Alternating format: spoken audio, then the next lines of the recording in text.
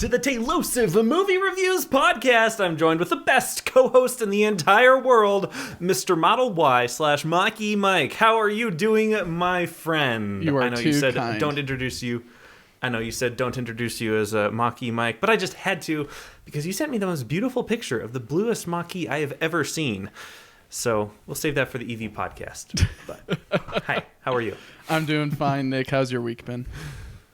Oh, been a busy one. Been a really busy one, to be honest. Lots of creativity has been happening. Lots of behind-the-scenes projects, as well as podcast editing and getting stuff out. And I also checked today. I was doing some podcasting management. Evidently, I have been directly involved with making 17 and a half days worth of podcasting content. Days, wow. not hours. 17 days of just continuous talking. I know, right? At first I was like, wait a minute, how many days is 400 and something hours? 17 days. So I've been talking a lot. If you've listened to everything I've ever said on the internet, I guess that means you've wasted 17 days of your life. Jeez, Nick. We're not here to talk about me, though. We're here to talk about probably the worst film in the entire world. The mockumentary Return of the Ewok by Warwick Davis. You know, actually, that's better than this movie that we're about to review. Oh. 100%. The Warwick Davis mockumentary is way better than what we got on the screen. I was very displeased. Why don't we give our little premise here and then we'll give it our rating and then we'll get into it. Obviously, if you clicked on the title and or thumbnail of this video / podcast, you know this is a Star Wars Episode 6 Return of the Jedi, and Mike even has a shirt to go along with it, so that's how you know we were prepared for this video. It was a movie. What did you think of it, Mike? Honestly, I'm surprised by your reaction just because it's very similar to mine. There's so much buildup in the final episode, at least the original series of Star Wars. And at least as a child watching it, it's like, wow, everything's kind of coming together. All the puzzle pieces are fitting. We're seeing all these characters be very important roles and taking down the villains. And I don't know. At the end, I kind of sat there like, okay, well, I guess we're watching the next Star Wars episode after this. I wasn't really as excited with the ending of it. I was like, oh, yeah, that's the end. All the Ewoks are dancing. Yeah. Cool. Yeah, not really as exciting. So, how would you rate it out of 8? Out of 8, let's go with like a 5. I think. Ooh. I enjoy. Wow. I enjoy it, but it just wasn't. I don't know. Probably not my favorite Star Wars film. Return of the Jedi is, yeah, not really too much of a Return of a Jedi. More of just continual improvement of a Jedi, I guess. I don't know. That's fair. We didn't really have too much time away from Luke Skywalker. I know. I would rate it, and this is a new rating for me. I don't think I've ever given this rating out on any content I've seen. A 3 out of 8. Jeez. It was a lot worse than I remembered. And part of the problem is I haven't seen this movie in a hot minute. I've seen I don't know. I have a lot of nostalgia for Episode 6 because it was my family owned episode 2 on VHS and the OG trilogy on VHS. But we only had one of the Star Wars novels, and it was Episode 6. And I was not a good reader growing up, so my parents were always looking for ways to incentivize me to read something. And so they said I couldn't watch Episode 6, the movie, until I read the book. And so there's all of this buildup to watching Episode 6. Like 2 or 3 months of middle school Nick getting really excited about watching this movie and having to read the book and imagine it all in my head first and then being able to watch it in film. And I remember being so excited. It was my favorite Star Wars movie for a long time. And if you would have asked me before yesterday, I would have still rated it top 4 or 5 Star Wars pieces of content. But I haven't watched it recently. And oh my goodness, maybe I was just watching with too much of a critical eye, but I have like 4 or 5 legitimate critiques that like give it the 3 out of 8 rating. So we'll get into it in a little bit more depth here as we go through this shot by shot, basically. And we'll also try to keep this show shorter than the movie's runtime, unlike the last episode we did. Well, I mean, Toy Story 3 kind of deserved it. I know. Have you seen Toy Story 4 yet? I know maybe we'll get to that at some other point in the future. But I'm just curious. Have you seen it yet? No, I'm watching it real soon with Mom. Okay. We organized a date, so we'll be watching it on one of those days, and I'll definitely tweet out my reaction to it. I'm so excited for you. I'm way more excited about next week's show than I am about this week's show because I really like the movie we're going to review next week, and this one not so much. I can already tell that you have a high rating for Toy Story 4. Anyways, Return of the Jedi. Very interesting film. I definitely laughed hilariously at the beginning, opening crawl of the credits, because it says Jabba a gangster, or the gangster Jabba. And just thinking about Jabba the Hutt, I don't think of him as a gangster necessarily. I think of like maybe Boba Fett or Han Solo as a gangster, but Jabba the Hutt, he's more of an emperor, or not even an emperor. He's more, I don't even know, just some slug. A scumbag, slug. Yeah. But yeah, we open up to Death Star Part 2, number 2. I know. That is one of the biggest, and just like starting the movie, I obviously enjoyed the fanfare and all that fun stuff with the music and the title scroll. And actually, I read it out loud in an announcer voice because I'm alone in my studio in the dark watching a movie like a pathetic, lonely person. So I just decided to spruce it up a little bit. And so I read it, verbatim as the text was crawling across the screen. I was getting all hyped up for it. And then we pan down. It's just like Death Star 2.0. And I'm like, oh, okay. All right, at least it's not Starkiller Base, so... I wanted to ask, Nick, what did you watch it on? Did you watch it on VHS?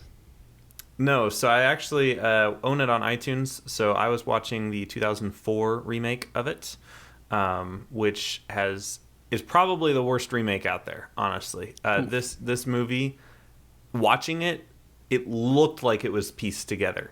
Like, I knew that there were scenes that were new scenes and scenes that were old scenes and scenes that were like untouched and scenes that had like slugs going across the screen. And it was a very jarring experience, I guess. And as a Star Wars fan who has previously really been into Star Wars, I don't know why I'm not loving Episode 6 as much. And Episode 5 did have some retconning, but it wasn't like creature type retconning, and I really didn't like many of the Jabba Palace scenes. Like, it was the textures and the color palette was just all off. And we'll get to that in a minute. But it's just this continuous, over the entire movie, it just feels like someone took the original cut of the movie and chopped it all up and was trying to make it match what the rest of the expanded universe ended up being. And it just feels so piecemealed. And anyway, kind of broke the continuity of the original cut for me. So anyway, not a fan. Sounds like Darth Vader needed to come in and say the line that he says at the beginning of this movie of, "We shall double our," or was it, "I'm here to put you back on schedule," or to double your efforts, basically, I think is what he says. It sounds like the officer says, "We'll double our efforts." He kind of trills his tongue. He's like, "We'll double our efforts." He says it so quickly. It's like, "We'll double our efforts." Just like after he said that, like for a few seconds, I was like, "Double our efforts, double our efforts." Blah, blah, blah, blah, blah, blah, blah. Just wiggled his tongue. I know. I guess it's kind of funny. So obviously, opening scene is a title crawl down to Death Star 2, and then we have an Imperial transport, a VIP transport, one of the Lambda class, or was that the Lambda class? Anyway, the ones that look like triangles. You know what I'm talking about. The classic shuttle look. The OG Star ones. Right. And so all the fanfare music, TIE fighter escorts, all that fun stuff. And it lands in the hangar. And the music is just all building up to this moment. And then the door opens, Darth Vader walks out. And the officer is like, "Well, Lord Vader, it's such an honor and surprise to have you here. What are you doing here?" And Vader's like, "You suck." "I'm here to kill you all so that way the Death Star somehow gets built by your corpses." Exactly. Or something, just because, as we saw in the last episode, he just is cutthroat and does not care. And it seems like his presence here is definitely felt with all the officers. And with even more grave news as well, because it's not just Vader that's coming to the Death Star. It's the big bad in the big chair, being the Emperor, personally coming to oversee the final preparations of this battle station. Yeah. Yeah.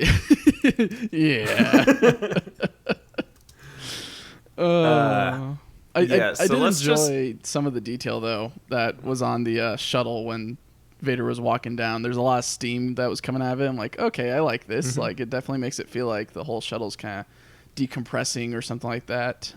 Breathing in the air from the Death Star's atmosphere or something like that. And that's what I really love about the traditional in-camera effects that Star Wars was so known for.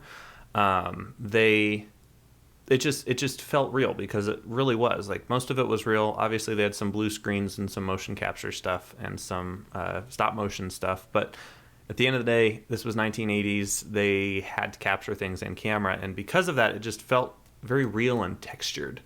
Like, it's a very nice gritty feeling to be able to imagine what Jabba's skin feels like just by looking at it. Or you know exactly what I'm talking about, though, because then we cut to one of the I keep jumping to Jabba's palace. Let's just finish the Death Star. We're getting there. Basically, it's the end. I guess that is the next. The officers are just like, oh no, and Vader's like, who cares? And then we pan down to Jabba's palace, where we get so many grotesque images in our mind of Jabba, his slaves, and all the other creatures around there that were added in. Yeah, so you cut from like Jabba's like physical wrinkly puppet skin that's like has some oil on it or something that just makes it look very textured and real, and then still kind of stiff and puppet like, though, right? Like, it's a very textured and real looking puppet. Like, it's a puppet.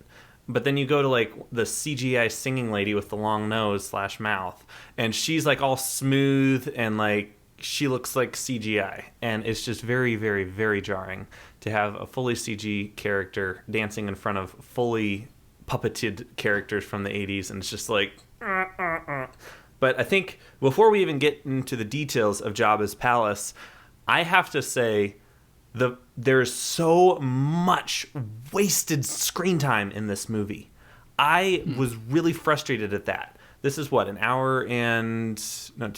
How long is this movie? I didn't actually look how long it is. Let's see if IMDb has that for me. Okay, let's see about Wikipedia is saying runtime of 132 minutes, which is how many hours? That's about a little bit over 2 hours. Okay, so yeah, just over 2 hours of screen time. It feels like there's only like 45 minutes to an hour of actual storytelling happening. Everything else felt so drawn out. The whole Jabba's escape palace, the escape from Jabba's palace scene, like that whole 30 minutes does nothing for the plot. The whole like Ewok stuff does nothing for the plot. The whole like getting the tractor beam shut down does like nothing for the plot. And it's like, it feels a lot like how everyone hated episode 8 and how they all Finn and Rose went to the planet to find the code breaker. Like, that was like a 20 minutes that really didn't need to happen in that movie. It just felt like it was there because they wanted it to be there, I guess. There was no driving plot force behind it. And it feels like a ton of that in this movie. And I didn't realize how much of that is. And so that is the second demerit that this movie gets. There's tons of wasted screen time. Not only is there the retconning piece, but there's the wasted screen time piece. And so why don't we pick apart all of the plot holes in this crazy plan that supposedly Luke Skywalker came up with to rescue Han. We're going to have to go through every single thing that had to go perfectly to plan, even while it wasn't looking like it was going to plan, to have any of this work, and how dumb the whole premise is, because at the end of the day, we could have just had a throwaway line later in the movie saying... having Han say, oh yeah, I ended up paying Jabba with the money that I got from Princess Leia a long time ago. Like, it could have been that easy, but no. So, but Nick, anyway. This is the movie that we get to see, what I call him last time? Bada Fez? We get to see Bada Fez actually do things, right? No, it's terrible. I'm watching this. I was watching all the Boba Fett shots, and all I was thinking was the robot chicken version of him. I don't fly good as you think I drink. Jedi. Drunk Boba, basically. If you haven't seen the robot chicken skit on him, you know exactly what I'm talking about. Yeah. So first thing, obviously C-3PO and R2 walking up to Jabba's palace. And not the best. I love C-3PO. He's not the best path for R2 either. It looks like a pretty torn up road. Right? Yeah. It's very, yeah, true. Yeah. It was very pretty and everything. Like, yeah, I was gonna say it's a that's beautiful great. scene. Like you can see all the beautiful colors on the horizon while they're walking towards this weird mansion in the hills, and then we get to see the security droid eye thing pop out of the wall, which was it like Gigi Gagabuki or whatever is what it says. Gigi Gagabuka. And then 3PO, thankfully, is fluent in over 6 million forms of communication.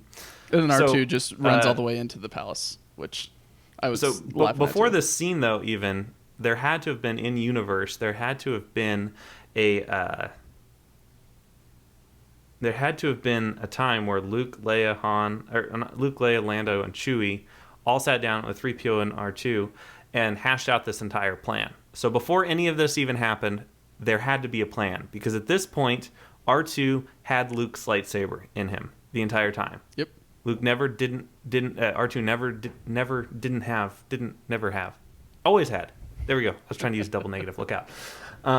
Always had Luke's lightsaber inside of him from the very beginning. So from this very beginning, R2 was already set up for the final part of this escape scene. And so it kind of makes you think that everything between that had to have been planned. And if they planned it, it's the stupidest plan ever if they planned it. So, yeah. R2, 3PO, go talk to the guy with the big brain, the Twi'lek guy who has the, whatever, what's that thing called? Oh, Twi'lek hairdo? I totally forget his name. I'll get it in a second. But, Bib Fortuna. Bib Fortuna's his name. Bib Fortuna, yeah. And he's the guy that makes a cameo appearance at the very end of Mandalorian. So if you've seen the very end of Mandalorian, you know exactly who we're talking about. So, yeah, 3PO and R2 talk to Bib Fortuna and get him to bring them to Jabba. And Jabba's chilling in his throne room, which is fine. I have no problems with the initial scene where it's all puppets and, you know, it looks pretty normal. But then as we get closer in, we see the CG characters and it all just falls apart. And dance number. I describe the texture issue. Exactly. Yeah, well, oh my gosh, don't... Oh.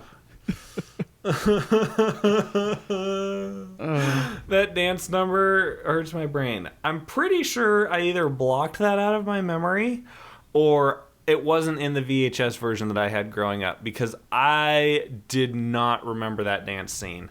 And I knew the song was in the playlist on, you know, Apple Music or YouTube Music or whatever. So I'd heard the song before, but I was like, oh, this is disgusting. Because you got all the CG aliens dancing around and the lady with and it's just dumb. Like, so dumb. Talking about dumb things as well, like shortly after we have a scene of droids getting tortured, which I never thought was like a thing that you could torture a machine, but you get like the ghost droid getting his feet steamed or something like that. It's just totally. Yeah. So yeah. So hold on. So first off, they talk to Jabba, and Jabba is like, oh yeah, okay, great. I'm not gonna bargain with this Jedi, but we'll take the gift, thanks. Because there's a hollow Luke that R2 has, and then C-3PO gets all surprised because apparently he wasn't filled in on this plan that he was gifts to Jabba. You'd think that was discussed at some point during this elaborate planning session that they had to have had. Yeah, so the droids get taken down into the dungeons of the bellows, the insides of the palace, and they get processed by another protocol droid who's evidently in charge of managing everything at Jabba's palace. So this is the first major plot hole with their plan. Their plan seems fairly logical up to this point, but at this point, it's where like it all falls apart because for some reason, the droid Jabba has a need for R2 on the party craft. What do they call that thing? The sand skiff. Sailor scan skiff. Yeah. He needed to be on there. For what reason? I don't know. What? It's so random. Like, he could have just as easily been assigned to the technical department or I don't know. He could have gone somewhere else, right? Like, that's a part of in a planning session. You don't want to leave anything up to chance, especially a plan as delicate as this turned out to be. You don't want to leave anything to chance. And so it's kind of weird that, out of all the hundreds of places that R2 could have been sent to, he was sent to this one place. And I get it. It's a movie, whatever. But it just took me so far out of the mise-en-scène of the movie. I was just very lost as far as why they planned that. Very dumb. Yeah, and as you mentioned, it's also very torturous to watch all of this go down. I was talking about droid torturing, but yeah, that too. A little bit slow, and then we finally get Leia coming in and asking to have Solo, and Jabba's like, nah. She's like, okay. With Chewie.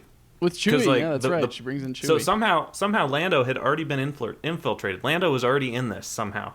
Lando had already become a bodyguard, basically. And so that had to have happened before even R2 and 3PO showed up.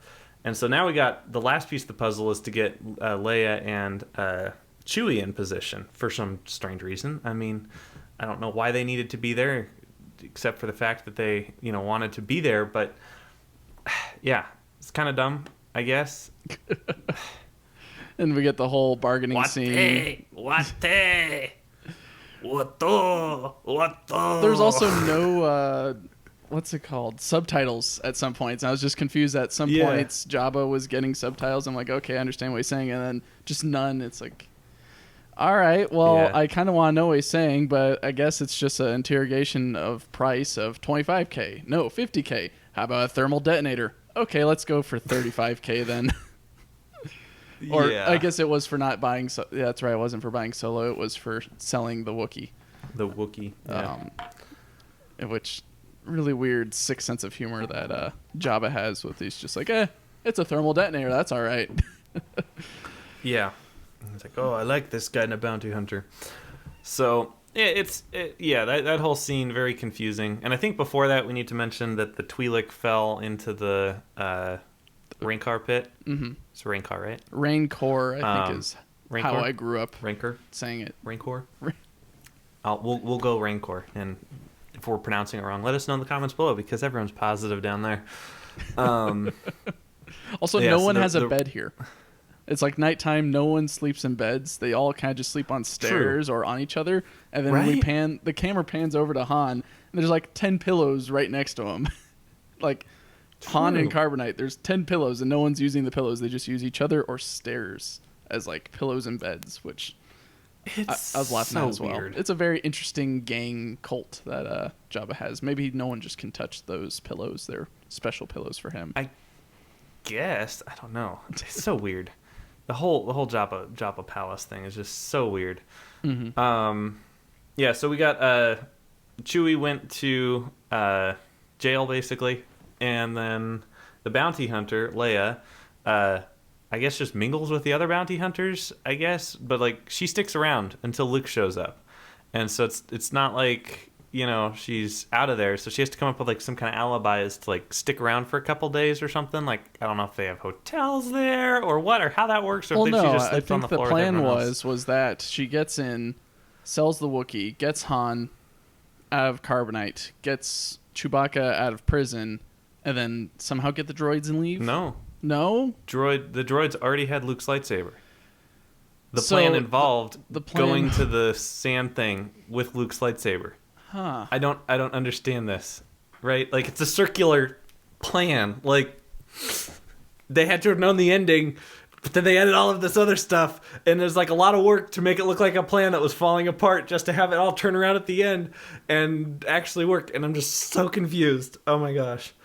So Leia at night. Luke comes first, right? Yeah, Luke has this fight with the Rancor, right? No, I think Luke's fight with the Rancor sentences them to the Sarlacc pit. What happens is Leia hangs around until the evening, tries to steal Han, then Jabba unveils that, oh no, everyone was awake, and then Okay, you're right. Han ends up going into prison with Chewie, which gets a nice homage in a later film of the two of them in a jail. True. And Jabba's rat being the most annoying thing, just kind of laughing and sitting in... Oh my goodness.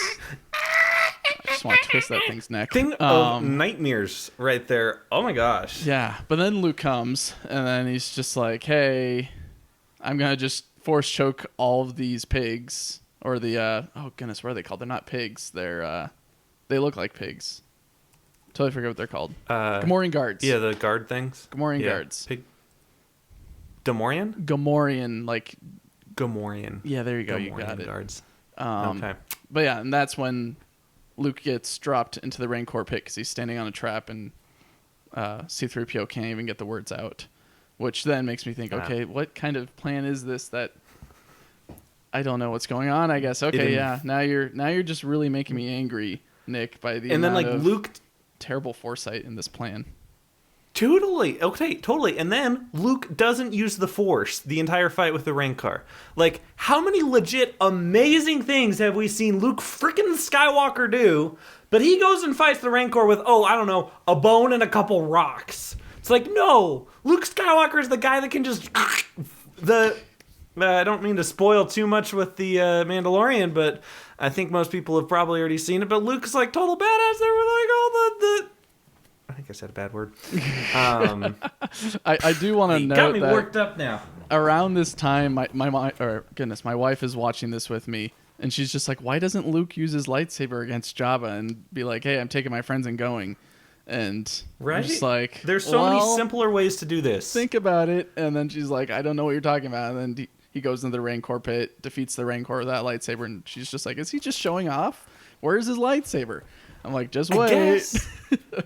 Well, okay, I don't care that he doesn't have his lightsaber, but he has the Force. Like, he can rip off the lambs, or like in the music though, I do have to say the music for the Rancor fight scene is like, I think it was the OG boss fight music. Like, I love sometimes when I'm like working hard or like on a deadline or something, I'll pull up like boss fight music from video games that I've never played, and it's just like super intense like music, and I'm just like, ah! It's like, I think this was the first boss fight music ever. So shout out to John Williams for inventing boss fight. But it was intense, yeah, but like at the same time, it's obviously a puppet, but that's fine, right? Like, I don't mind watching 80s puppetry as long as they don't also try to convince me that it's a 2004 CGI thing, right? Like, you gotta pick one. You can't do both, George. I'm sorry. It worked a little bit in episode 5 and episode 4 when you were just changing like minor things, and okay, it's annoying when you have a big monster go across the frame and obscure everything, but it's not as central to this entire plot. And anyway, yeah. And then we get Harry Chest Dude crying over the Rancor death. And, jeez. I don't know if you recognize the Gamorrean guard, the squealing pig guy. He gets, I think, eaten up by the Rancor at one point. He lets out a scream, which reminds me of another movie that we'll cover in the near future, episode 2 of Star Wars, where there's a creature called the Ackley. Yep. And it sounded very familiar. I don't know whether that was put in like in 2006 with the refresh of Return of the Jedi, or if it was always there. Either or. Very interesting, kind of knowing the whole scope of Star Wars and then listening in. It's like, oh wait, was that an Ackley scream? No, I guess it was a Gamorrean guard. Which one came first? It's almost like, did Han shoot first, or did Greedo shoot first? But screaming. It's been edited so many times, no one knows. Oh my goodness. Anyways, they get taken to the sand skiff because I guess Jabba's like, you guys are just gonna get digested for 1,000 years, I guess. Yeah, and it's like Jabba says, your punishment shall be carried out, or no, a swift death or something like that. 3PO says like, I don't remember the exact words, and it's super important for this point, but basically the gist is Jabba said that your punishment is going to be really swift, and yet it takes him like a day and like a bunch of like motion scenes of the thingy, and they gotta like take him out. They just blast him. Like, if you want to kill them, just do it. Why do we need the whole Sarlacc pit? Because then he has to pay Bada Fez, and he wants to keep Bada Fez around. So, yeah. I guess I don't know. It's all so confusing. I also wanted to know at this point, they're like in the sunlight, and you could definitely see how old Mark Hamill looks at this point. He doesn't look like the young little boy from Tatooine in episode 4. Yeah. He looks a whole lot older. And I was just thinking, Mark definitely looks substantially older. Yeah, and then comparing that to like Mark Hamill in episode 8, just even more crazy how old he got. And yeah, he's just got so much good acting. I'd say like the acting that he puts into this is really well produced, or at least really well presented. Even though that there's a lot of plot holes in this, I think Mark Hamill does a good job with Luke Skywalker in his final chapter, or supposedly final chapter. We then again revisit him in the sequel trilogy. But yeah, I should preface, like, the acting was great. I'm really just mad at whoever wrote this, George. Yeah. And then we get the very funny scene of bum, bum, bum. Okay. I actually counted all the bums this time. Bum. There were 6 bums of like people nodding and like looking at each other. And I'm like, okay, we all get it. There's some plan afoot, but like all of this drama and buildup, it's like, it's so painful to watch, because obviously it's supposed to be the plan, right? But like the whole plan looked like it fell apart, and there's about 3,000 easier ways to get Han out of Jabba's palace that doesn't involve getting everyone inches away from death. Yeah. And then we R2, see, thankfully. Yeah, the wonderful plan gets executed with the lightsaber flying out of R2, landing into Luke's hand, and then we get the nice, cool green saber. That, again, another plot hole. Where did he get this crystal, this kyber crystal? Did he go So actually, there is a deleted scene from the original 1980-79 cut that didn't make it into the final film, but it is floating around there on the internet, of Luke in a cave finishing his lightsaber. And so that was like, I don't know. It was cool, at least, that like they thought about it. Like George had already thought that through, and like it was even a scene. It just unfortunately got cut. Gotcha. So, I just think about that was a thing. There's a game called, I think oh goodness, I just blanked on the name. Jedi Fallen Order, and it follows Kal-El, which is a Jedi. And at one point, it kind of shows like how kids get their kyber crystals, which they go to this icy cave and they find one of the stalactite or stalagmites. And I'm just thinking, did Luke have to do this too? Did he have to go all the way to this icy cave, run around all these crazy obstacles? And then I think it was Qui-Gon's crystal, if I remember the lore correctly. Obi-Wan kept Qui-Gon's green crystal, and that's what Luke was using. But interesting. It's probably changed since then. I remember hearing that in a video.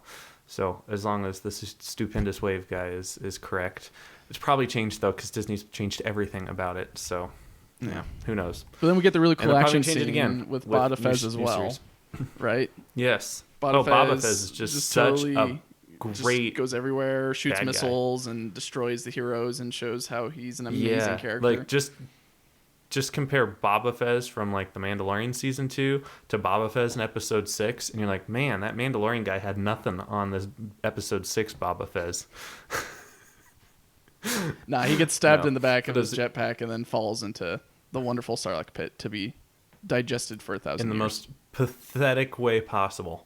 Like, it is sad. It's a disgrace. I'm so glad that Dave Filoni and Jon Favreau brought back Boba Fett, because that was such a bad way to go, and it's haunted Boba Fett fans for generations even. I wonder if that's what George Lucas was aiming for, like building up so much hype for this character and then just be like, nah, you guys don't get your way. I'm throwing this character into the Sarlacc pit for 1,000 years.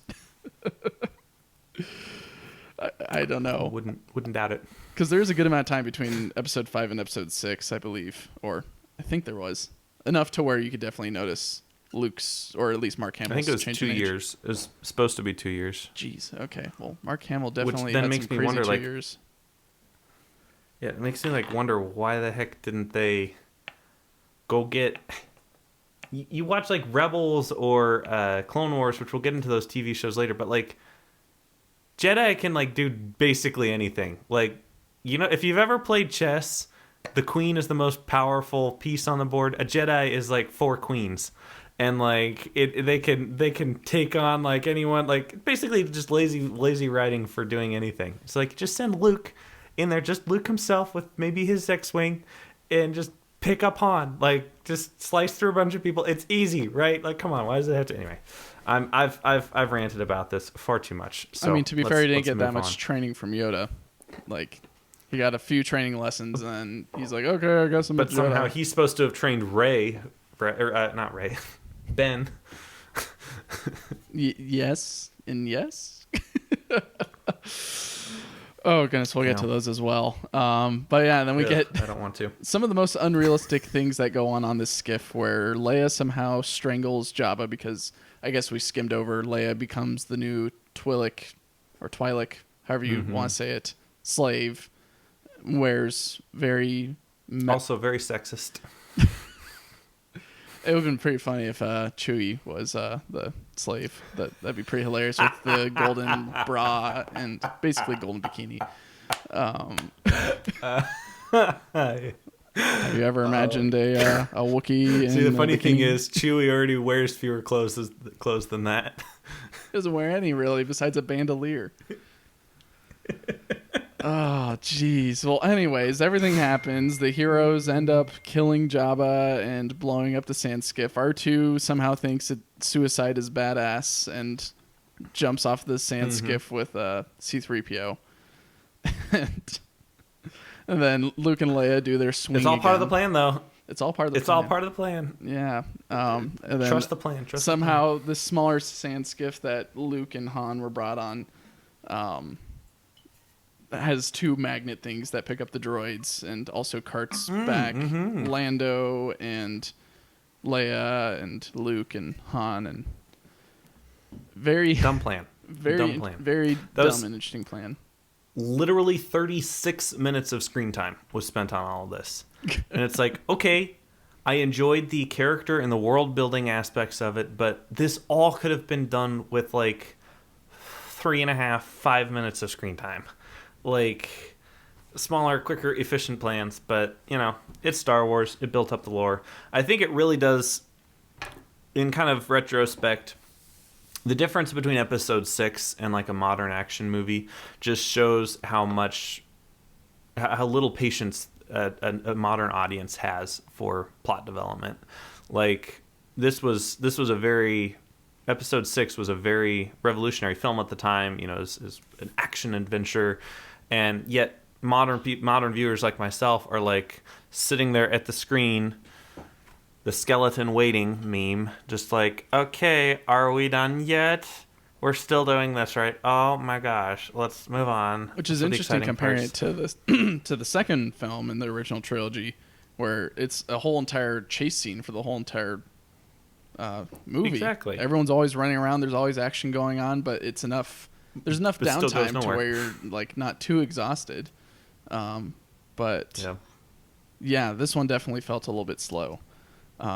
Especially with we get to see the Emperor and his royal guards and then his followers, which we skim over, or at least I skimmed over. As a kid, I didn't notice anyone around the Emperor, and then watching this film recently, it's oh, that's right. He's got some guys with some funny hats following him.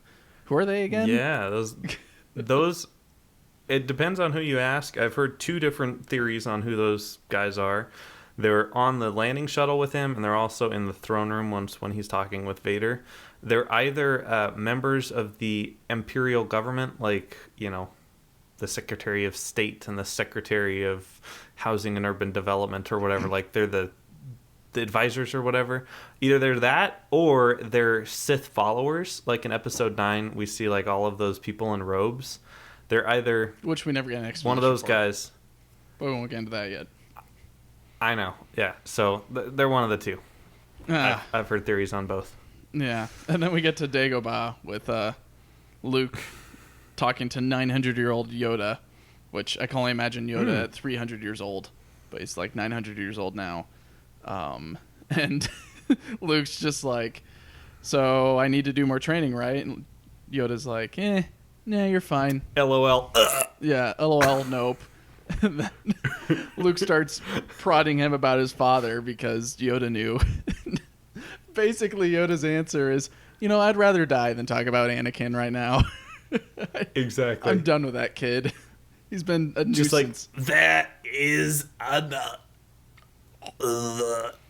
And I'm like, the most dramatic death scene ever. I remember being a kid and being like, oh, wow, Yoda died before he could get out the most important piece of information. I'm just like, yeah, but he was walking around talking about nonsensical things before. Like, oh, dude, get your priorities straight here. Luke, hi, I'm glad you're here. No, we're not going to do any training. I'm about to crawl in my bed and die in about 20 minutes, so I need to tell you a bunch of things. Number one, you're not alone. You have a sister. Also, you've kissed her. Number two, yes, Vader is your father. Number three, Obi-Wan was telling the truth, but from a certain point of view. Which then we get talking with Obi-Wan Kenobi again shortly after, where Luke is the Last Jedi, which would have been a better name for this film. The Last Jedi. No. Shush. Don't bring up more bad memories, please. But now he calls him Obi-Wan now. He used to call him Ben, but he's like, Obi-Wan, why didn't you tell me? And we get Alec Guinness again coming back, and it looked fine. Yes. I'd say, at least for the graphics, for, I guess, revisiting again the hollow form or Force Ghost form of Obi-Wan Kenobi. Looked fine to me. I think I like the old graphics. I don't know what they did with, like, I don't know, kind of like what you're touching back with Jabba's Palace with the new smooth-looking alien that just doesn't look as realistic versus this Force Ghost, which, you can see through it, and, it's a little bit grainy, but it's a lot better than something way too shiny and bright. That, like, doesn't fit. It's, like, too perfect for the scene. Yeah. I would also say real quick while we're talking about this topic yet again, I forgot to mention back on Tatooine, there's a few shots of Luke and Han on the sand skiff, like as they're flying towards the Sarlacc pit, and they're close-ups, and Han's like, it's now a big white blur or whatever, like it's that kind of dialogue. And so it's tight on their face, and you can see that the old version, the OG version, they just used a rear projection screen, like all of the movies did back in the day, and you didn't get, like, there was a little bit of weird artifacting, but it didn't look terrible, like, with the hairdos and the wind blowing and stuff. Like, it was passable for the 80s, and so it's, okay. But, like, I don't know what they did or why George decided that they needed to, like, cut out the actors and then put them on, like, a different background, I guess. But, like, it looks really, really tacky. You can see, like, as their hair is blowing in the wind, like, as the little pieces of hair get, like, separated and, like, blown next to each other, you can see the in-between parts of the hair don't, like, match with the rest of the scene behind it. And it's just like, what did you even do to this? Did it need to be fixed? What did you do? Many Bothans died trying to make this scene look good. Ooh, good call ahead. I like it. I mean, that's where we're at. We get Mon Mothma talking about all the Bothans that died getting us this information. But in this case, many Bothans died trying to make this scene look good. And George Lucas just couldn't get enough Bothans, I guess. I guess. He didn't have enough Bothans to go around. He already killed them all getting the information from the Death Star, so. We also get a fake bearded General Nadine or Medine or whatever, which I laughed at. His beard, he should be Carpet General. Bearded exactly. Carpet General. When I saw that, I was like, that looks like a carpet. That probably was. It didn't look real. It looks so fake. If that guy's beard is like that, actually, in real life, I mean, he's probably long past now, or close to passing. Yeah. But, geez, what a weird beard. Like, just thinking, yes, it's well groomed, and this is the style for generals in the Rebel Alliance. No, I don't. Like shaving cream lather. Like it has it looked like it had the consistency of like shaving cream lather. Like, what is your beard, dude? That is so weird. I guess at this point, But we got Admiral Akbar, the We got- best admiral in the Oh, entire yes. Rebel Alliance. thank goodness, the best character in Star Wars, Admiral Akbar. Only because of a few Honestly, lines. the only reason why I watched this movie. And then what was it? Mon Mothma talks about how they have to. Again, there's another way to destroy the Death Star. Instead of throwing a photon torpedo through a very small vent that goes all the way down to the core of the Death Star and blows it up, now we have a channel that I was about to say space planes, but spaceships, wherever they are, fly into, destroy the core basically with their own guns, and then fly out. Which, again, how many flaws are there with these Death Stars? Like, can't you just not make a flaw with these giant space stations that cost a lot of money, have a lot of material, and have two of the most important figures in the Imperial Army on it? I don't know. Yeah, You think both with very the- good points. Yeah, with the Emperor there, they might be a little bit more careful. Though I guess his presence was a little bit of a surprise. He wasn't supposed to be there. I would say it's more logical with Death Star 2, the way that like there's open, like it's still jagged and unfinished. Like that makes more sense than a little proton torpedo and like a perfectly straight pipe for like 100 miles into this Death Star. It makes a little bit more sense when it's unfinished, but the speed at which these fighters are flying through these so confined quarters, like I don't care how much of the force you have, like there's no way you're going 300 miles an hour inside of super tight confined quarters. And then, oh, by the way, being able to make it to the very middle, blow it up, and then make it out before the explosion vaporizes the entire station. Anyway, we're into Act 3. Wow, how did we skip ahead? No, I don't think we're in Act 3 yet. We got Lando. No, I know. Yeah, yeah. we got so much to do. I skipped. Sorry. Oh, no, That it's was me. fine. I mean, that was kind of me as well. But we get Lando reuniting with his girlfriend, or AI girlfriend, the Millennium Falcon, that we get to learn about in Solo, but they never... Where's the bleach? I need to clean my eyeballs out.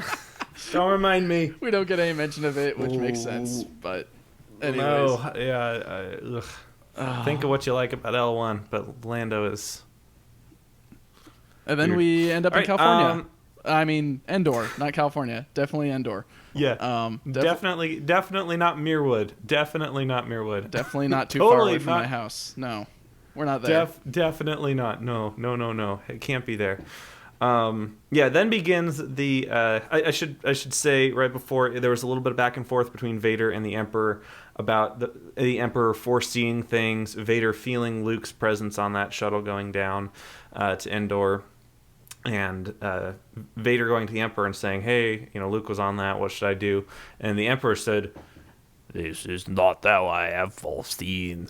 And then you're just like, but wait a minute, Emperor Palpatine, you have not foreseen that aspect of Luke showing up, but you did foresee the fact that the Rebel Alliance would be finding another plot hole. He Anyway. has a plan, Nick. He has a plan. Just believe in it. He has a plan, but did he just trust the plan? I cannot just say trust the plan. You have to provide a little bit more detail than that for me, man. It's almost This as is, good as the plan it's of painful. bringing 3PO into a forest planet where everything is brown and green and he is shiny gold and easily noticeable. Something that my wife that was picked such up. a great plan. That was just such a great plan. Have everyone dress up in camouflage and then bring the reflective gold guy. I love it. Mm-hmm. Definitely. Obviously, became useful at some point, but No. it's just not my cup of tea. But then we get some cool Yeah. speeder shots on Endor. We get some really cool chase scenes where Cool. I think they're pretty cool. Yeah. Okay. Yeah. I Come don't mind. on. I don't mind They're the actual. speeding I don't through the mind the actual woods. speeder bike scenes. I don't mind the speeder bike scenes, but what I do mind is like the 10 minutes before that and the 30 minutes after that, which we'll get to. This is the one sliver of Endor that Nick loves, or not even Yeah. loves, but at least Yeah. can tolerate. Yeah. No, I don't mind it. Is And Luke and Warwick is Leia on speeders in a forest going ridiculous speeds, dodging trees somehow, and then also jamming the comms Mm-hmm. for the stormtroopers not to call back to base, saying that there's two people who have hijacked their speeders who look to be Yeah. rebels, and we need to alert the Emperor because he could be in grave danger. No, there's apparently a switch that just jams the comms. So it's the center switch, as Luke tells Leia. it's just the center switch. So just like, so there's a button on or a switch on these speeders that just jams comms. Standard issue. Standard issue. Man, I wish I had that in my car. Just jam comms. Get off your phone.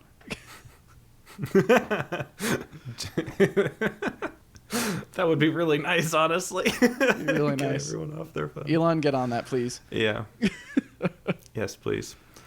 Wow. Yeah, so I didn't mind the Endor scenes too much, but what I don't like is the fact that this is all just a big pointless side plot that really doesn't fit with the timeline. This is the third demerit that this movie gets. But they have to shut down the shields to the Death Star, because that's the only way they can get their forces in. They have to shut down the shields, but for some reason, nobody's in a rush on the ground. People are just, walking around. They're taking their time, yeah. But in the sky, it's like space battle, all of the amped up pressure, and it's just so weird when they cut back between, the Emperor and Luke and Vader, which we'll get to that in a second, I guess. But and then you got the space battle, and then you got the people on the ground. The space battle is going really quick pace. The fight with Vader is kind of going medium pace, and the people on the ground are just like, "Oh yeah, we need to get in the back door." So, to be fair, spend 20 minutes trying to open this door. It takes them a while to get to the door, and then once the whole battle starts, yeah. Why did they land so far away from the door? Because they didn't want to get noticed. Even though that's nothing but trees. Okay. I mean, to be fair, from the 4 guards who are standing in front of the door. Come you on. got more than 4 guards. Okay, so there's the 4 guards at the door, and then there's a whole bunch of troopers inside. But there's also people around the door, like out of frame in a tree or on a speeder. Do you not remember Rogue One? How a handful of rebels were able to distract the entire base. And, I have my own problems with Rogue One, but all that they needed was a big blast. They could have just filled up that cargo shuttle, stuck a droid in it, filled it up with explosives, and had it just land on that dish. That's all they would have had to do, right? But possibly, if it didn't get shot out of the sky by an AT-AT, which they somehow got onto a forest planet, which I'm very confused on why they'd put an AT-AT on the forest planet, but that's fine. Exactly, true. Also, they don't really show blast how the trees Luke as you're walking. Gets into the AT-AT either. It's just assumed that he somehow gets in from the ground by the troopers who capture him. They have a space elevator. If they have a space elevator, why do they... Never mind. Okay, anyways, we get to meet the Care Bears, the wonderful Care Bears that Leia befriends and that C-3PO is worshipped by. The Ewoks, if people are getting offended by the term Care Bear. But we get Warwick Davis as his fantastic role as, I think, was it Wicket or something like that? Wicket the Ewok. Wicket the Cute Ewok. little Wicket. Which gets their own spin-off story somehow. But which is better than this movie, so if you're going to spend any time watching a movie, watch the spin-off 20-minute short film. I haven't even watched it. I should probably watch it. No, it's probably literally 5 minutes, and it's not as good, but it's more interesting than this entire story. Yeah. So we get Warwick, and just all of the coincidences that are happening here. It's just at some point you just got to be like, okay, I guess it's a movie, so I just got to accept the fact that it's just all a bunch of coincidences happening. The same Ewok tribe captures Leia and our heroes being Luke, Han, and Chewie, and all the rebels. Mm-hmm. That somehow we all go to the same hut place, and oh, by the way, 3PO can communicate with them, and oh, by the way, they worship D3PO like a deity, but oh, by the way, 3PO says that he doesn't impersonate deities because it's against his programming, and then literally 2 minutes later he's impersonating a deity. So it's just like my head is spinning, George, and my neck is starting to hurt. Also, they somehow got people who are tied to branches on a rope swing all the way to the hut, because these are huts on different trees. True. And they use rope swings, which I was also very confused by, because they were like carrying Han and Luke tied up to suspended basically, and I don't know, it made me very concerned and questioning, how did they swing them across? Did they have 2 vines, and then did they have another Ewok on the other side ready to grab them? Could they fall? And also, why are these adult human beings allowing these teddy bears to take them away when Luke literally had a lightsaber and Chewie literally had his bowcaster. So like, those little teddy bears had nothing on them. I'm sorry. I know it was clever that they had like the whole net in the thing, and I know they're cute and all, but like, we got people in space dying because this dumb shield's up, but no, we're going to spend a whole evening hanging out with the little Ewoks so we can become friends and a part of their little tribe thing and almost get burned at the stake. Just so what? Just... It's also that we can get a very fantastic summary of the Star Wars series up to then with C-3PO putting in all the sound effects with all the other things and going really quickly through it, unlike us who go really slowly through it. Somehow C-3PO was able to do it within like 10 minutes, and all the Ewoks just considered, you know what, this 10 to 15 minute story they told, pretty convincing. We'll have these people in our tribe because it makes sense, right? These aliens that just came down and had this crazy adventure. They're one of us now. And do you not recall at the very beginning, episode 4, C-3PO says to Luke Skywalker, as Luke says, "Are you guys part of the rebellion?" And 3PO says, "I think so." And Luke's like, "Oh, you need to tell me stories." And 3PO's like, "I'm not very good at telling stories, or at least I'm not good at making them interesting." And I'm like, literally 2 movies later, he's like, yeah. Just like, I mean, okay, but like, you are good at telling stories because you have a voice box and can play MP3 files, so... We also get the most frustrating scene ever with Luke trying to explain to Leia that she's his sister without like just putting it down right there, like plain on the table, like, hey, we're related, which also makes like a couple years ago pretty awkward when you kissed me. But anyways, our father's Darth Vader. I need to go see him. You also have the Force. No. Yep. Quite the opposite. That was the conversation. Yeah, but in the most vague terms ever. And then, of course, Leia's just like crying there, and Han comes like, hey, what happened? And she's just like, I can't talk about it. He's like, but you can talk to Luke about it? Oh, okay. And she's like, it's not like that. It's not like that. Hold me. And he's like, oh, okay, I'll hold you. And I'm just like, oh, gosh, George, I know you're practically 12 years old, but like, have you ever met a woman once? No. Okay, yeah, I'm pretty sure George hasn't, because that's not how they talk. Oh, anyways, Luke gets himself caught. This movie is just getting worse. I mean, they get, I don't know. I do like the lightsaber battle, which we'll get to.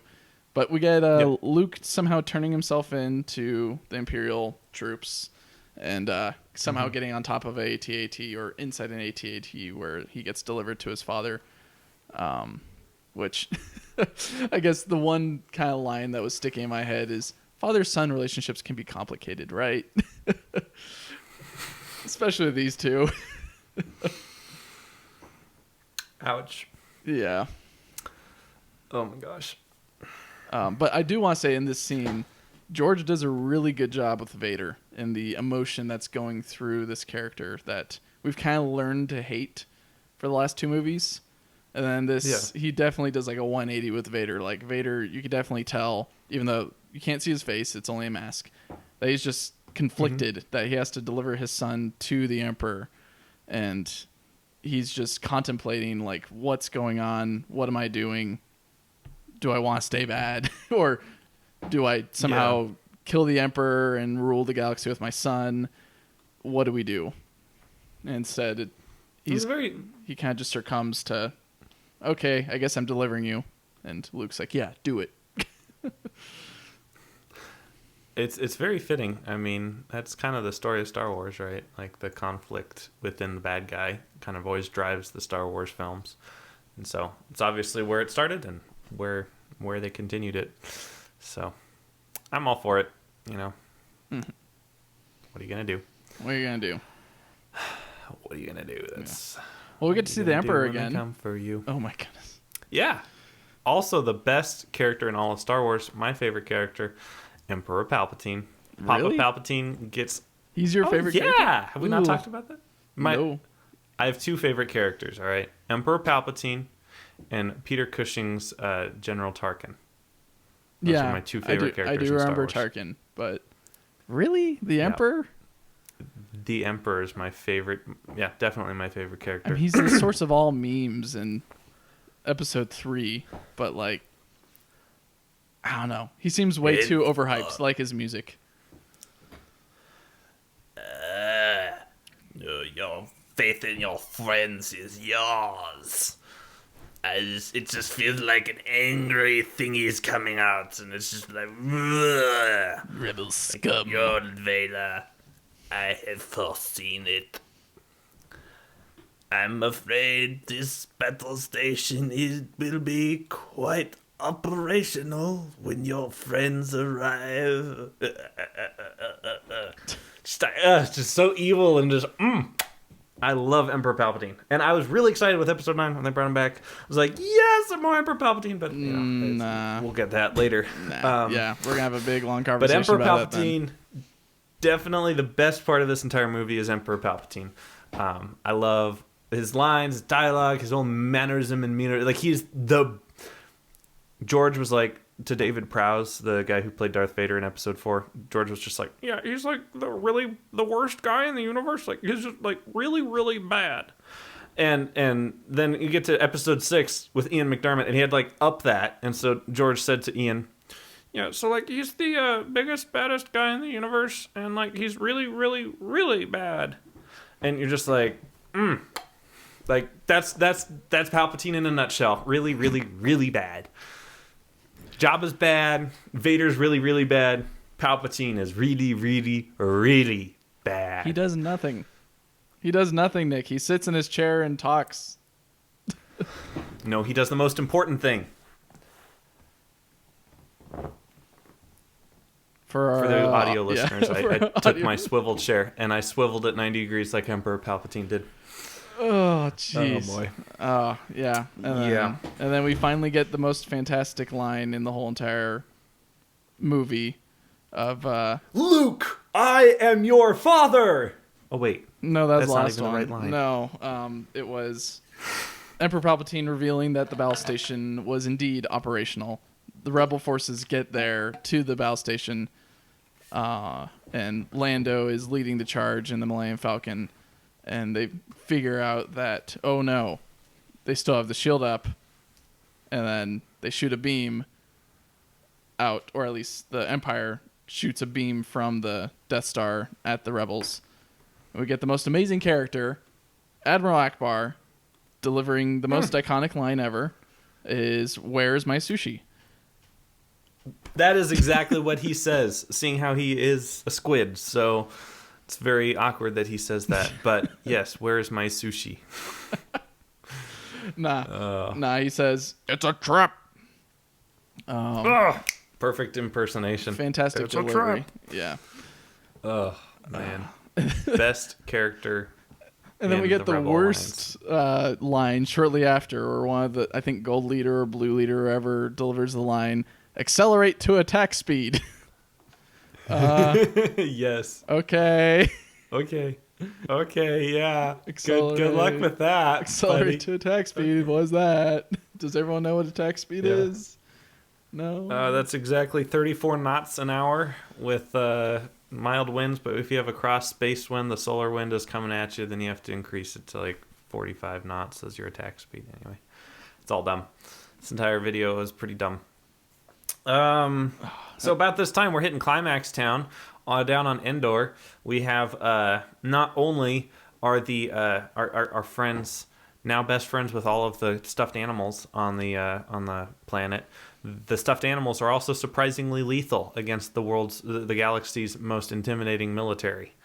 So that is the what are we on, the fourth demerit? The fifth demerit? I don't remember. It's a whole cowboys versus Indians type of thing. I hate this so much. Like, even as a kid, I was sitting there watching this and being like, oh, well, this is dumb. There was a lot of dumb moments where you get Ewoks flying around on gliders, which I'm just like, how far up a tree was he? And also, how is he flying for so long? And then suddenly, as rocks, they just drop. So, okay. And just all And these then, other things.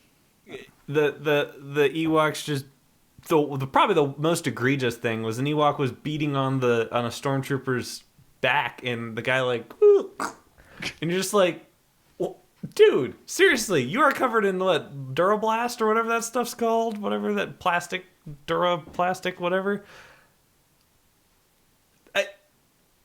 I can't say that I wouldn't.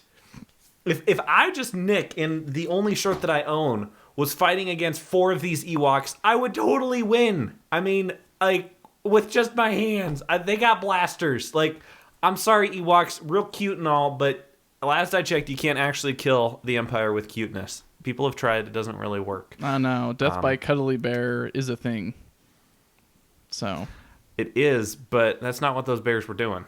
They were death by sticks from a cuddly bear, which I did not enjoy that. I mean, it's a little bit harder. That whole scene.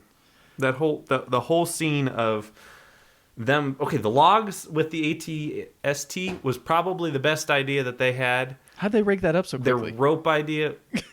What? How'd they rig it up so quickly? They just knew that the ATST was going to walk through there? They just had like a bunch of logs just all prepped there and nothing to impede their way down to just right in the path of this ATST. It's a whole bunch of Rube Goldberg machines in the California coast. I mean, Endor. Yeah, sorry, not California coast. We can't say that. It's definitely not California. It's not in California. No. Yeah. 100% we also get R2 California. getting shot again, so just like in episode 4. Episode 4, he gets just shot. Because and this one, he gets shot. They try opening the door. Because we need to have yet even more drama. We need to have even more drama in this scene. Which, like, okay, it is a battle happening, but like, there's not the intensity of the space battle that's happening up there. Like, there are TIE fighters, and like all of our friends are like dying, getting vaporized by Death Star 2, and it's up to them to open the shield gate like now, and they're all just like fighting with sticks and stones, and it's like, this is when you do the Holdo maneuver and you just hyperspace it into the whatever is making the generator place. The central reactor. It's just like, yeah, the central, whatever. It's so dumb. Yeah. Yeah, it's just very slow. It's just a very slow-paced movie. Like, it is 30 minutes of Ewoks hitting stormtroopers with rocks and 30 minutes of sand and like 15 minutes of Palpatine begging Luke to kill him. Palpatine, which I don't mind the Palpatine part. The whole entire time he's like, kill me, do it. Strike me down and you'll be more powerful and stuff and things. It's very nice. Yeah, one of these days I'm just going to have to come to a show entirely dressed as Palpatine with my wrinkles and my hood. You can do that for episode 9. Okay, I might do that. I'll grow out my get a beard. Palpatine cloak. I'll do the whole Mark Hamill giant beard. I'll grab some milk as well. No, actually, we need to get like your wife or Drew's wife or someone to play Rey, and we can enact episode 9's crescendo. You can be Ben though, if you'd like. I guess just pull lightsabers out of thin air. Yeah. Okay, we're off track again. Yeah, so we finally get to the cool action, or at least the part that everyone's been waiting for, a lightsaber battle of between father and son again. The final fight between the Skywalkers.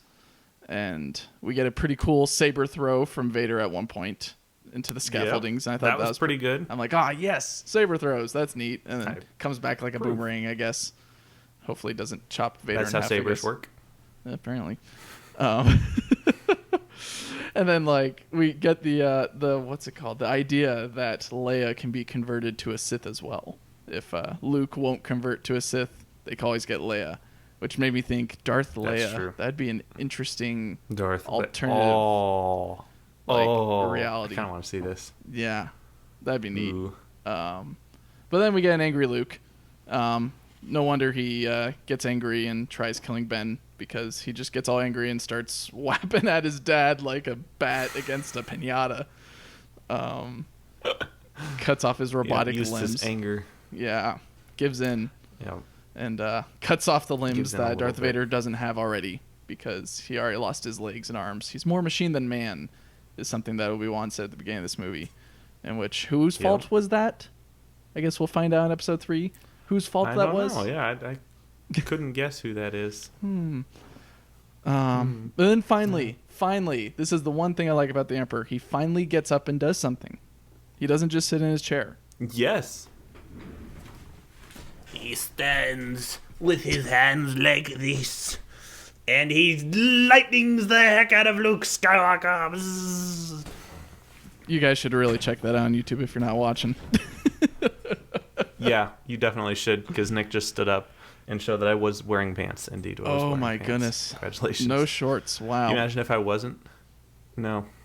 Jeans all the way. I'd be more surprised if you weren't. Maybe they're cutoffs. Maybe they're cutoffs right below the knee and you couldn't see it just Wearing from the way I capris, framed basically. that. Yes, I'm wearing capris right now. You caught me. So yeah, Oh my we goodness. get chicken fried Luke basically, and Anakin Skywalker or Darth Vader finally realizes that he's been an idiot this entire time, and finally decides, okay, I guess I'll finally do something, and picks up the Emperor, gets zapped by the Emperor while he's picking him up, and then throws him down another really long and deep, like, chasm that just goes to nowhere. How many of these do we have in this universe? But it ends in an explosion, so you know it's going to be good. Yeah. And you know that for sure the Emperor died 100% and is not coming back. Yeah, ever. you'd think so. You'd think being thrown down a reactor chute or whatever kills someone. But no. As the Death Star is exploding. No. But yeah, then we get to see what's underneath the mask of Darth Vader, which as a child, I was very much kind of scared, but at the same time intrigued, because the man Me behind too. the mask, it's like, who is this man? I was like, yeah. He looks so gruesome. You look but, terrible, Sebastian Shaw, but okay. Thanks. Poor David Prowse. Like, I feel bad for that guy. Like, he played Darth Vader in 3 movies, and his voice was never used, and his face was never shown. It was only his height. That's all we get. Poor guy. And I feel for him, because, like, most people only like me for my height, so Oof. there you go. I mean, you could be Darth Vader, and we wouldn't know. You know, last time I fought Randy, some of Randy's friends down in San Diego, I have a bunch of lightsabers, and sometimes we'll all get out and play lightsabers. And my fighting style is very similar to Darth Vader's. I one-hand the lightsaber, and I just use my height and my height and size against the opponents, and I just wail on them with one hand, and they're like, ah! I would Stop, only Vader! give to see some footage of Nick with a lightsaber. There is plenty of footage with Nick with the lightsaber. It is on the Ant Sweeney Shorts channel. Okay.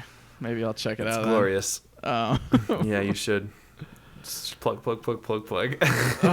Well, we get Luke escaping the Death Star somehow in time. We also get the Rebels. Oh, yeah, I guess we kind of skimmed over. The Rebels do get into the Death Star, blow up the reactor, somehow escape without dying. Somehow the Millennium Falcon fits in everywhere.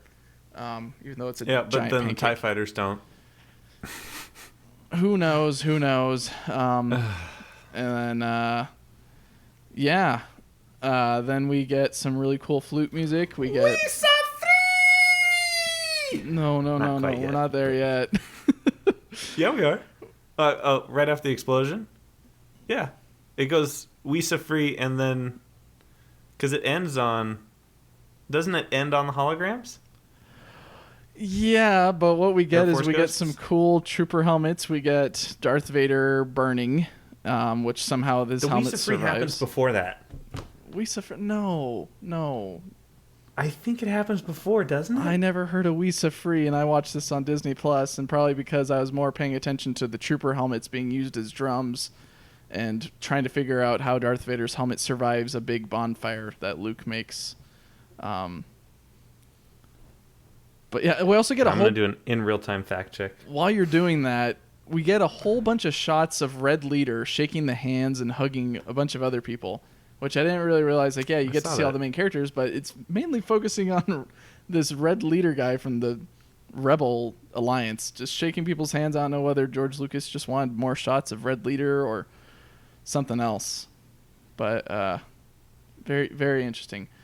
But yeah, then I would say the Wisa free scene happens before the celebration with the Ewoks. Because it's going to the it different goes planets, right? From Vader dying and the Death Star blowing up, and then it goes to a bunch of different planets all celebrating. And we go to Naboo, unfortunately. And this movie was almost perfect. I mean, it only had already gotten 4 or 5 demerits because I've lost count, but it gained a last demerit by having the voice of my least favorite character of all of Star Wars, Jar Jar Binks, rise above the crowd and say, "We are free!" I don't remember hearing that at all. And I don't want to revisit and listen again because it's going to be a very long next 3 Star Wars episodes if you haven't already kind of figured out our pattern. I guess I spoiled it. Yeah. But yeah, you did. yeah, but then we get the Force Ghost, which is nice. We get to see... Well, sorry, we skipped over one of the best scenes ever. Someone cut the scene where Leia tells Han that Luke is her brother. That's right. Han, that's gone. Han kisses her, and the face he gives is like a confused and horrified face, which, like, in the movie, it kind of fits. Like, it just looks like he's confused, but someone online cut together that kiss and then, like, cut over on, or like, as like a 50% opacity on top of that, the scene where Leia's kissing Luke, and it's just like Han is just like grossed out that Leia kissed Luke, and I'm just like, I can't not watch that scene and think about that. So, yeah. Ugh. But yeah, then we get the Force Ghosts, where we get the Sir Alec Guinness, and we get Yoda, and then we get, of course, the person behind the mask of Darth Vader, the one, the only, Hayden Christensen. Who is not born at this point, at least. Or no, he is born, I guess. If you think about I forget what year Hayden Christensen was born. But yeah, apparently Hayden Christensen makes a cameo in this because George Lucas thought it was more appropriate to, I guess in 2006, bring in Hayden Christensen from Revenge of the Sith instead of, keeping David... Well, I guess David Prowse wasn't there. Who was it? Was it... I was about to say Michael Sheen. It's not Michael Sheen. Sebastian Shaw. Sebastian Shaw. Yep. That's it. I guess it's Sebastian Shaw. And so Hayden actually didn't know he was being retconned into Episode 6. Oof. That the actual he said in an interview a while ago that like he didn't know that when it was just on a green screen, right? Like he was just in his Jedi robes, and they're just like, look happy at the camera, and he's just like, He had no idea that he was going to be shoehorned into Episode 6, and it's just like, oh my gosh, Lucas, what are you doing? Oof. Luke has no idea who this guy is with curly hair. I mean, I guess we do, but like, you're just breaking it all. As much as I love my Anakin Skywalker / Hayden Christensen, it did seem out of place. But yeah, I for the record, I love Hayden Christensen as his performance in Episode 3. 2, not so much, but 3, very good. Well, he's supposed to be a whiny child, which we'll get into in the following episodes. Later. Later. When we take on some menaces. Ooh, I'm getting phantom thoughts about this. Thank you. Please, thank you. Save me. Oh, jeez. Well, there we go. That's Return of the Jedi. I almost said Revenge of the Sith. And I don't think we were at 130 minutes, so I think we're good. Oh my goodness. Yeah. Well, can you imagine talking about this? Is how long our show is. How long the movie should have been. There, I said it. Should have been an hour and 20 minutes. Oof. Bam. Wow. Well, we finished the original trilogy. Nick, what do you think? You happy that we covered the original trilogy and all its fantastic Honestly, I'm not additions? happy we covered. I'm honestly not happy we covered the original trilogy because I like it even less now. Oof. Like watching it critically and knowing that I'm gonna have to talk about it for over an hour with my friend, made me not like it as much because I'm sitting here watching all the plot holes happen, watching all the bad CGI, watching all of the slow pacing. Episode 6 was pretty much trash. Like I'm sorry to all you Episode 6 lovers that I probably was just a few weeks ago. Go watch this movie again. It's not good. Feel free to prove Nick wrong in the comments. Because we know only constructive conversations happen in the comments down below. Exactly. Tell Nick transpires why down there. he's wrong about Jabba's Personally, leathery, oiled skin and all the fantastic How supple reasons it why looks. we should love Boba Fett. Or, sorry, Bada Fez. Baba Fez. You know, Nick, I didn't want to say this until now. I haven't been saying Baba Fez. I've been saying bought a Fez, like I just bought a Fez at the store. Oh. See, the real question, though, is how many squirrels fit inside of one Bada Fez? How many squirrels do fit in one Bada Fez? These are the questions that we have on the Tailosive Movie Review podcast. Please let us know. How many squirrels do you think fills Bada Fez's armor? His Mandalorian Beskar, but not Beskar, but kind of Beskar armor. Yes. Jeez We need Louise. to know these things. Yeah. Anyways, I think we should end it Yeah. before it gets any worse. Do you want to sign us out there, Mike? I'll sign us out. Thank you very much again, everyone, for listening. We appreciate your time and listening to our very wonderful and very pleasant thoughts on Revenge of not the Sith, but Return of some of the Jedi. Just kind of one, I guess.